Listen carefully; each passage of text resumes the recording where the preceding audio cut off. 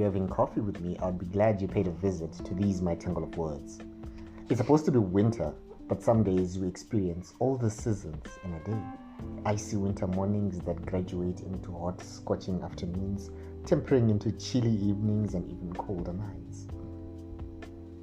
What in this winter is this weather? To keep the cold at bay, let me offer you a place to warm yourself by the fire. But first, we need a fire, of course. Someone was making fun of my handiwork in building a temporary fire pit. Apparently, I was channeling my inner grade small building skills, because instead of simply staking the bricks together, I didn't. I was asked if I was an artist by any chance. Am I? Yeah. Also, thank whoever invented firelighters. They make the task of starting a fire so much easier. They also bring out the pyromaniac in me. Might be related to the fact that my totem is fire. Yes, it is fire. Not a day goes by I wish that gave me some sort of superpowers, like I could throw fireballs at people I didn't like. They would die, but at least they'll be warm for the rest of their lives. If you're having coffee with me, I would ask if you aren't glad that I'm not tasked with ensuring the fate of people I don't like in particular and people in general. I like to think I'm fair and give reasonable judgments after listening to both sides of the story. But just like the illogical weather, which can be freezing cold one minute and sweltering hot the next, things happen. Fireballs are a sort of permanent commitment and offer no second chances, unlike the justice system. Prisons have started releasing 4,270 prison inmates who were granted amnesty by President Emerson Mnangagwa as per his announcement on Independence Day in April. Zimbabwe last had a prisoner amnesty in 2020, but the president said it was necessary to decongest prisons during the worldwide COVID-19 pandemic.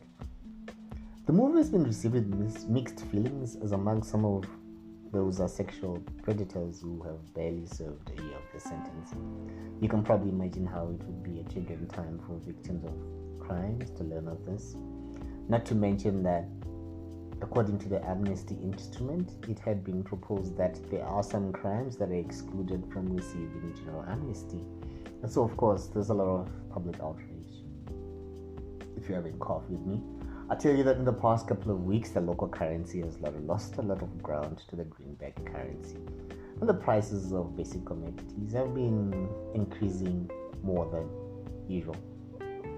Part of the increase in the basic goods is because the more formal retailers are forced to use the official bank rate, and so they mark up the local currency price to compete with black market rate.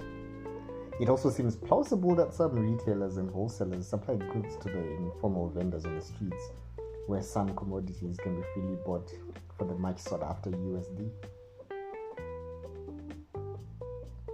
The Minister of Finance issued stern warnings that there will be a crackdown on businesses that delight in the misery of the majority and urged a return to ethical business practices. Have you heard of the word Schadenfreude? There's a German word that means taking delight from the misery of others. In English, they call it epicaricacy. This is what you're practicing that is not good. Meanwhile, an economist says that the Honorable Minister needs to go back to school to learn the basics of economics after the way the Zim dollar has been performing of late. If you're having coffee with me, I'll tell you that I suspect going back to school might not yield the desired results. The education sector is on the cusp of a crisis. While it may be commendable that the education system has a syllabus that is designed to drive young, impressionable minds, but when delivered by disgruntled teachers or always on the verge of an industrial action and then outsourced to parents ill-equipped to handle learners, what you have is a crisis.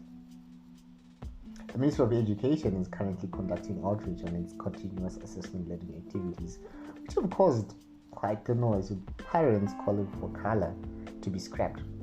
From the impression I got while trying to help what the kids do their color assignments, the teachers themselves don't seem to know what they're doing, or rather not willing to be bothered unless you pay an incentive, which is illegal of course, but such is life. They say internet is not required to do the assignments, but if you've ever tried to help someone do their color homework, you'll realize this information you won't be able to access unless you have internet. For those without the privilege of internet and smart devices, education goes further out of reach. The government says parents and stakeholders are misinformed about color. And while they won't scrap the program completely, they will work on reducing the learners' workload. What has been happening in your neck of the woods?